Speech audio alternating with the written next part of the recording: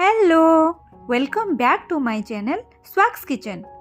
एक गरम गरम पागरे मु आपण मानको पई गोटे ठंडा ठंडा कूल कूल रेसिपी नै के आछी जोटा कि समस्तंकर फेवरेट चॉकोबार आइसक्रीम। चलंतु स्टार्ट करबा आज रेसिपी। मु एठी 500 ग्राम खीर नै जाई छी। खीर टिके नख उषुम हेई आसिला परे आमे 1/4 कप मिल्क पाउडर नै जिबा। देन भलो भाबे मिक्स करिकि 1/3 कप चीनी मु एठी नै जाई छी। ए सब को भलो भाबे पुनी थरा आमे मिसई नबा। सब भल से मिसवा भितर आमे गोटे बाउल रे गोटे स्पून कॉर्नफ्लोर एवं 50 ml ठंडा खीर को नेकी भलो भाबे मिसई नबा। भल से मिसी गला परे आमे आकु खीर रे पकेई नबा। देन धीरे धीरे करिकि आमे पुनी थरे मिसई नबा एवं टिके फ्लेवर आनिबा पाई आमे एठी गोटे स्पून वैनिला एसेंस को पकेई नबा। देखो आइसक्रीम बनैबा बेले मिसेबा पार्टी बहुत इंपोर्टेंट थाए नहले लागी जिवो पैन रे हमरो। खीर को फुटेई फुटेई फुटेई फुटेई आमे एमती टिके थिकनेस चेक करथुबा मझिरे मझिरे एमिति बहलिया हेई आसीबा परे गैस रो फ्लेम को ऑफ कर देबा। वर्तमान मु याकू ठंडा करि नेछि भल से देखंतु भलो भाबे एतिकी मोटा रहबा दरकार। वर्तमान आमे याकू आइसक्रीम मोल्ड भितरे भर्ती करि नबा। जेहेतु मु हाफ लिटर खीर यूज करथिली तो मोर 6टा आइसक्रीम पाई पूरा रेडी हो जाइछे। आपण माने जदि अधिक आइसक्रीम चाहउचंती तो आउटिके एक्स्ट्रा खीर को यूज करि नेबे। देखंतु मोर एटी 5टा मोल्ड पूरा पैक हो जाइछे आ ए गोटे मोल्ड हि टिके कम अछि। वर्तमान आमे ए सब रो स्टिक सब देई नबा।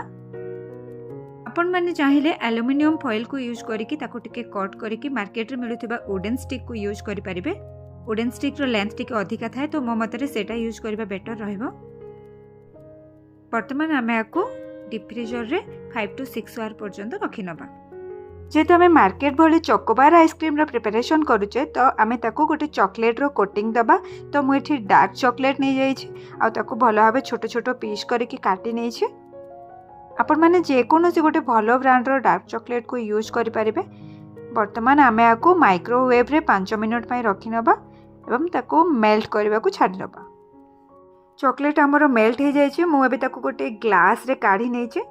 खंदु मु एठी टिके ठंडा पानी रे आइसक्रीम को बुडे की काढी नेली एवं आमे ताको ग्लास रे रखिथिबा मेल्टेड चॉकलेट रे बुडेबा।